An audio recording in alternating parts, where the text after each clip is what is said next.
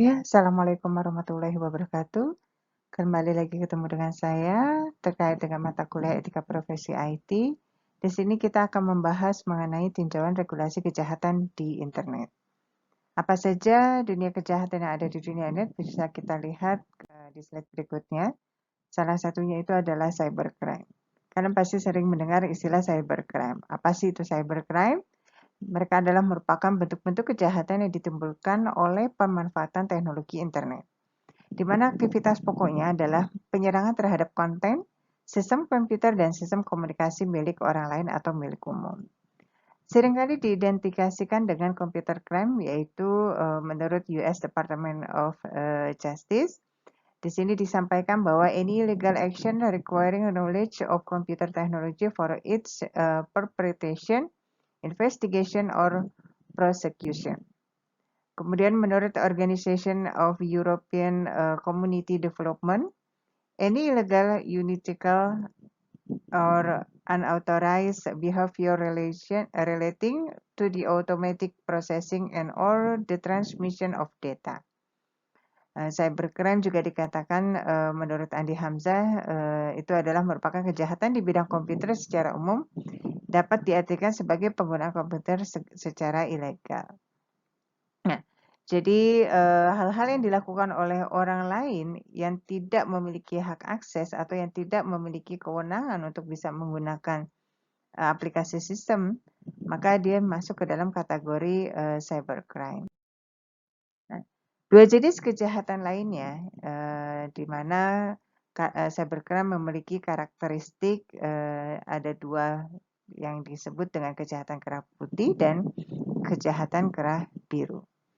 Yang dimaksud dengan kejahatan kerah biru atau blue collar crime itu adalah dilakukan secara konvensional yang mempunyai stereotip penilaian terhadap seseorang hanya berdasarkan persepsi terhadap kelompok, prasangka positif dan juga negatif. Tertentu misalnya pelaku dari kelas sosial bawah, kurang terdidik, berpenghasilan rendah, dan sebagainya.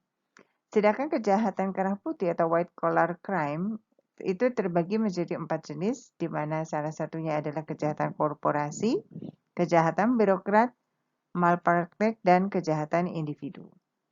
Di mana pada kejahatan kerah putih ini mempunyai stereotip tertentu, misalnya pelaku memiliki penghasilan yang tinggi, berpendidikan, atau memegang jabatan terhormat dalam masyarakat.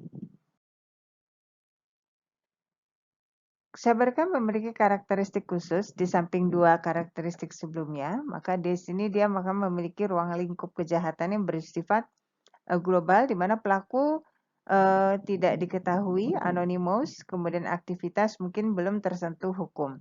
Artinya segala bentuk kejahatan yang dilakukan oleh orang yang tidak berkepentingan ini masih belum dapat disentuh oleh hukum. Kemudian sifat kejahatannya itu adalah non-violence, meskipun akibatnya lebih buruk daripada kejahatan konvensional. Kemudian pelaku kejahatannya itu tidak mudah diidentifikasi, lebih bersifat universal. Modus kejahatan itu adalah kita bicara terkait dengan operasinya. Di sini menggunakan teknologi informasi yang sangat canggih. Kemudian jenis kerugian yang dapat ditimbulkan dari cybercrime itu adalah berupa material, dan material itu seperti waktu, nilai jasa, harga diri, martabat, kerahasiaan informasi, sosial, dan budaya. Berdasarkan jenis aktivitasnya, cybercrime itu bisa kita lihat seperti unauthorized access, illegal content, penyebaran virus dengan sengaja, data forgery, cyber espionage, sabotage and extortion, cyber talking, carding, hacking and cracking, cyber squatting and typo squatting, hijacking, dan cyber terrorism.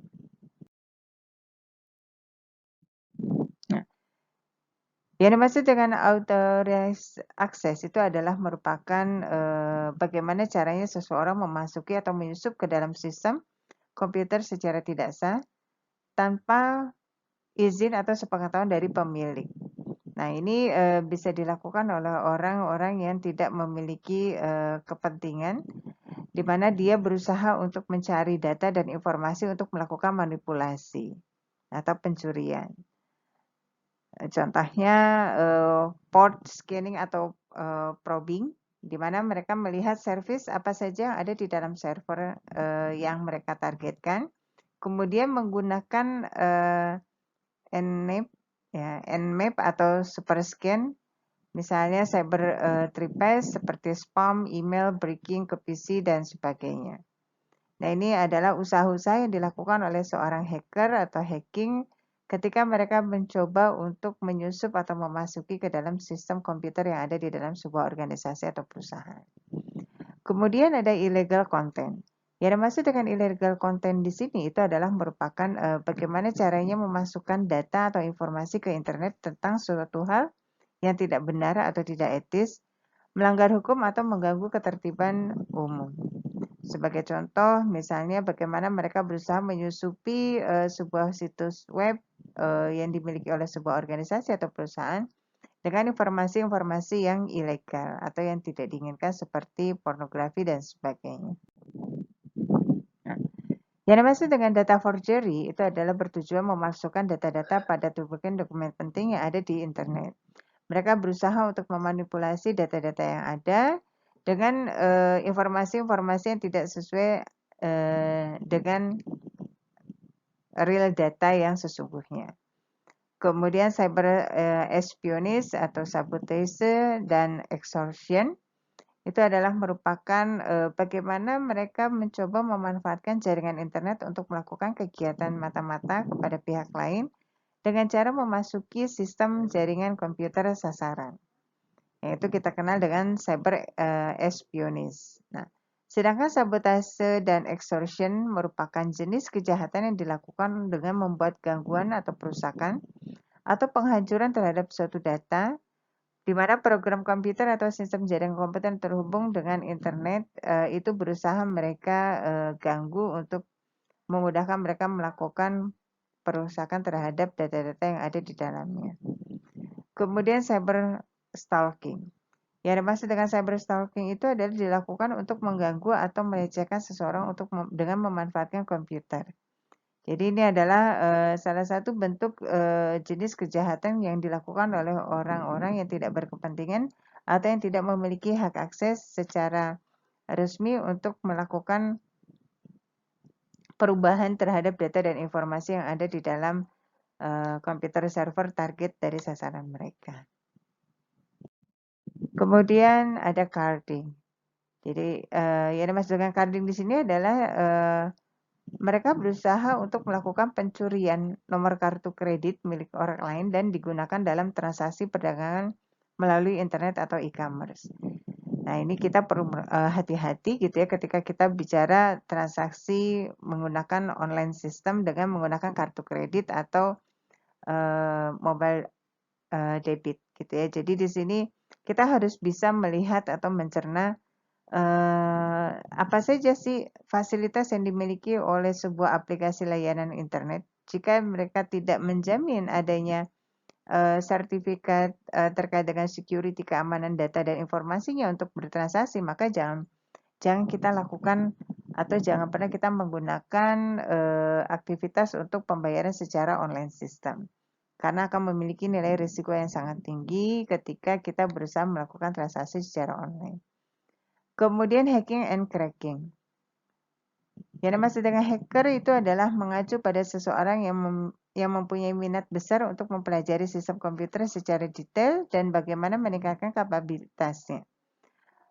Di sini dikenal dengan konotasinya secara netral. Kemudian hacker bisa dianggap sebagai hacker yang memanfaatkan kemampuannya untuk melakukan hal-hal yang negatif, di mana cracking misalnya pembajakan akun orang lain, melumpuhkan sasaran hingga sasaran tidak dapat memberikan pelayanan dan seterusnya.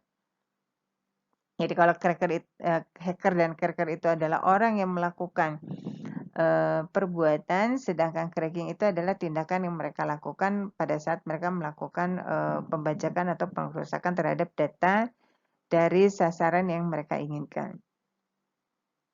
Cyber squatting dan typo squatting. Yang dimaksud dengan cyber squatting merupakan kejahatan yang dilakukan dengan mendaftarkan domain nama perusahaan orang lain kemudian berusaha menjualnya kepada perusahaan tersebut. Nah, itu yang dimaksud dengan cyber squatting. Kemudian kalau typo squatting itu adalah kejahatan dengan membuat domain yang sangat mirip dengan nama domain orang atau perusahaan lain. Jadi kita berusaha meng-create sebuah alamat URL yang sama persis dengan yang aslinya sehingga pada saat orang melakukan kesalahan dalam penulisan alamat URL itu yang mereka harapkan akan masuk ke dalam aplikasi webnya mereka untuk dilakukan pencurian data dan informasi. Nah, kemudian jenis cybercrime berikutnya itu adalah hijacking. Yang dimaksud dengan hijacking di sini adalah melakukan pembajakan hasil karya orang lain seperti software piracy gitu ya. Kemudian ada cyberterrorism. Yang dimaksud dengan cyberterrorism di sini adalah cybercrime yang memiliki sifat mengancam pemerintah atau warga negara, termasuk diantaranya adalah cracking ke situs pemerintah atau militer untuk melakukan manipulasi data. Berdasarkan motif kegiatannya, cybercrime sebagai tindakan murni kriminal itu ada 3, yaitu motifnya murni kriminalitas, internet hanya sebagai sarana kejahatan, dan misalnya carding, penyebaran material bajakan, spamming, dan sebagainya. Kemudian cybercrime sebagai kejahatan abu-abu, ya. Di sini dikatakan bahwa sulit ditentukan motifnya, artinya mereka melakukan hal ini apakah karena kepentingan pribadi atau kepentingan golongan atau karena adanya manipulasi berdasarkan unsur politik, ya seperti itu. Kemudian contohnya di sini ada probing, post scanning, ada cyber squatting, dan typo squatting. Nah, berdasarkan sasaran kejahatannya, maka kita ada 3, kita kategorikan menjadi 3 bagian, yaitu menyerang individu atau agent person, di mana biasanya untuk penyerangan individu itu yang dilakukan oleh para hacker atau cracker di sini adalah melakukan penyebaran terhadap situs-situs atau sosial media yang dimiliki oleh personality dalam bentuk pornografi atau cyber stalking, cyber trespass, misalnya web hacking, PC breaking, probing, port scanning, dan sebagainya. Kemudian menyerang hak milik atau agent property itu dilakukan dengan cara carding, typo squatting, hijacking, dan data forgery. Sedangkan bentuk kejahatan dengan sasaran itu adalah pemerintahan atau agent to the governments, itu biasanya dilakukan oleh cyber terrorism, cracking ke situs resmi pemerintah, dan seterusnya. Nah, contoh kasus yang pernah terjadi yang dilakukan oleh orang yang tidak berkepentingan di sini adalah pembajakan web KPU pada tahun 2004 dan tahun 2009. Mereka telah melakukan perubahan terhadap konten yang dimiliki KPU, di mana isi konten KPU telah mereka rubah sehingga ini berdampak kepada kerugian dan materi yang dimiliki oleh KPU. Kemudian pembajakan situs Depkominfo, pembajakan situs Komisi Hukum Nasional Republik Indonesia, dan pembajakan situs Pedam Kota Denpasar, Bali. Nah, ini adalah merupakan salah satu bentuk sasaran kejahatan yang telah mereka coba lakukan terhadap web-web pemerintah. Nah, kemudian bentuk cybercrime lainnya yang sudah pernah mereka lakukan itu adalah dalam bentuk pembobolan kartu kredit melalui internet yang dilakukan oleh Petrus Pangkur dengan hukuman 1 tahun penjara karena melakukan penipuan dan pemalsuan kartu kredit milik orang lain untuk membeli barang. Dilakukan pada tahun 2002. Kemudian Stephen Haryono dengan cara menipu pelanggan BCA dengan memplesetkan ya, ini yang tadi disampaikan typo squatting ya, www.clickbca.com dengan tujuan kita melek terhadap internet banking ya, diperoleh 130 PIN milik pengunjung yang tidak sadar tersesat namun tidak terkena jerat hukum pada tahun 2001 ya. Kemudian Ramdhani dan Yanti tertangkap melakukan perdagangan wanita ilegal dengan melalui situs web pada tahun 2004. Nah, ini juga daftar beberapa situs yang di-defense ya, atau yang diserang menjelang HUT RI pada tahun 2007. yang telah dilakukan oleh Joni Indrawan Yusuf menjual VCD porno melalui situs internet di daerah Waru Sidoarjo, Jawa Timur melalui situs web dengan melalui transfer ATM pada tahun 2004. Kemudian pada awal tahun 2002, Gartner Increment www.gartner.com mengalami kerugian dari nilai transaksi sejumlah 700 juta US dollar hilang sepanjang tahun 2001 akibat fraud, ya, akibat penipuan yang telah dilakukan oleh para hacking atau hacker. Kerugian itu sebesar kurang lebih 61,8 miliar US dollar atau 19 kali lebih tinggi dari kerugian via offline. Demikian beberapa contoh kasus cybercrime di Indonesia, meski banyak kasus lain sudah diselesaikan secara hukum atau belum terselesaikan, hanya menjadi polemik saja. Nah, ada beberapa cara yang dapat dilakukan antara lain penegakan hukum dengan landasan Undang-Undang ITE, kemudian sosialisasi di instansi-instansi baik di pemerintahan, perkantoran maupun di sekolah-sekolah tentang kejahatan cyber. Kemudian memperkuat sistem keamanan atau security system, melakukan modernisasi hukum pidana material dan hukum secara pidana, mengembangkan tindakan-tindakan pencegahan dan pengamanan komputer, melakukan langkah-langkah untuk membuat warga atau masyarakat itu semakin peka, aparat pengadilan dan penegak hukum terhadap pentingnya pencegahan kejahatan yang berhubungan dengan komputer. Nah, ini perlu adanya sosialisasi yang terus-menerus dan berkesinambungan supaya masyarakat Indonesia itu sadar terhadap adanya kejahatan yang dilakukan oleh orang yang lain yang tidak berkepentingan melalui dunia cyber atau dunia maya. Melakukan upaya-upaya pelatihan atau training bagi para hakim, pejabat, para penegak hukum mengenai kejahatan ekonomi dan cybercrime, kemudian memperluas rule of ethics dalam penggunaan komputer dan mengajarkannya melalui kurikulum informatika, mengadopsi kebijakan perlindungan korban cybercrime sesuai dengan deklarasi PBB mengenai korban dan mengambil langkah-langkah untuk korban melaporkan adanya cybercrime. Nah, kejahatan yang berhubungan dengan komputer atau computer crime memerlukan ketentuan khusus dalam KUHP atau undang-undang tersendiri yang mengatur tindak pidana di bidang komputer. Di Indonesia sendiri setidaknya sudah terdapat Undang-Undang Nomor 11 Tahun 2008 tentang informasi dan transaksi elektronik yang digawangi oleh Direktorat Aplikasi Telematika. Departemen Komunikasi dan Informasi pernah melakukan adanya ya, birokrasi terkait dengan ini. Kemudian subjek-subjek muatannya ialah menyangkut masalah yurisdiksi, perlindungan hak pribadi, asas perdagangan secara e-commerce, asas persaingan usaha tidak sehat dan perlindungan konsumen, asas hak atas kekayaan intelektual atau haki dan hukum internasional serta asas cybercrime.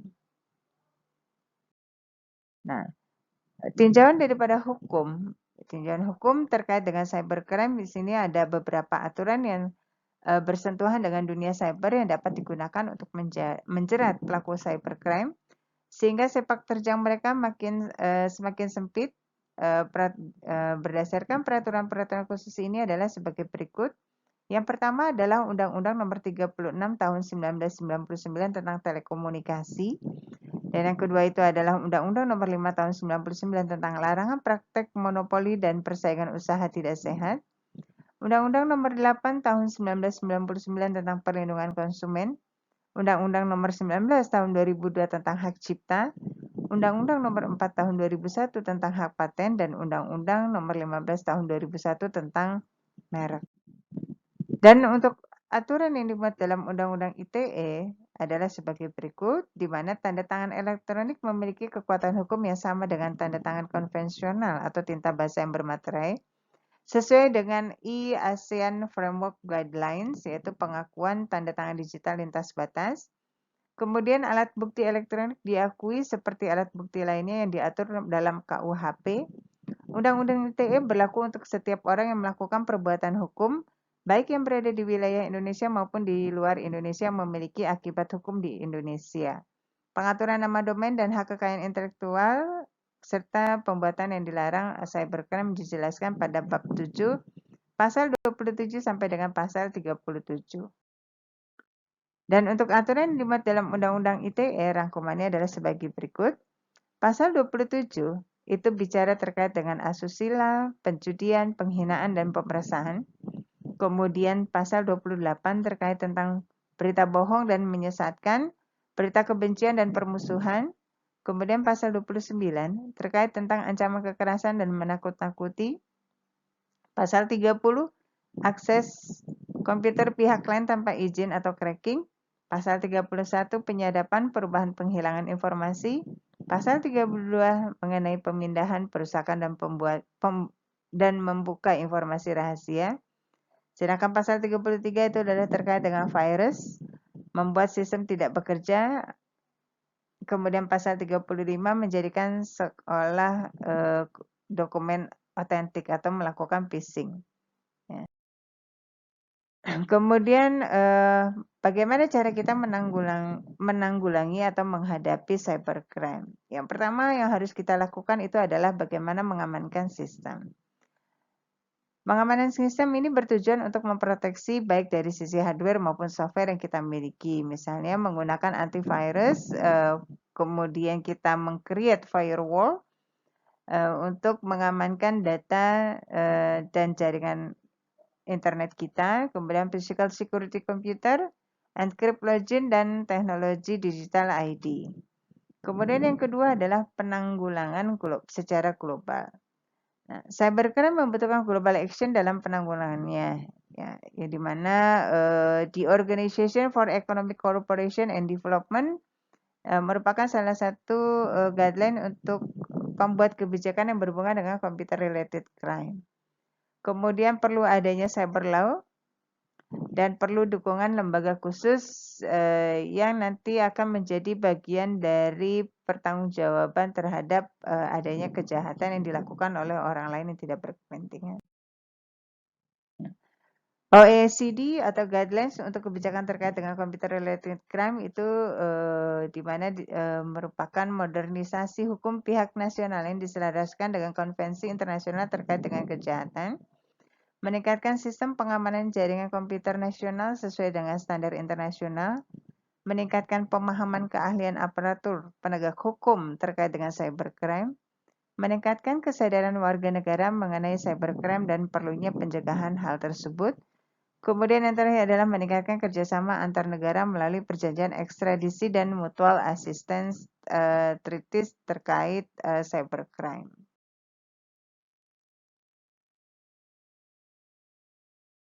Nah, demikian informasi terkait dengan materi kita pada pertemuan yang ke-13 terkait dengan tinjauan hukum dan undang-undang dalam cybercrime. Ya. Demikian informasi yang bisa saya sampaikan. Untuk lebih lanjutnya bisa kita masuki sesi tanya jawab atau diskusi di sesi tatap muka. Terima kasih. Lebih kurangnya kami mohon maaf. Wabillahi taufiq wal hidayah. Wassalamualaikum warahmatullahi wabarakatuh.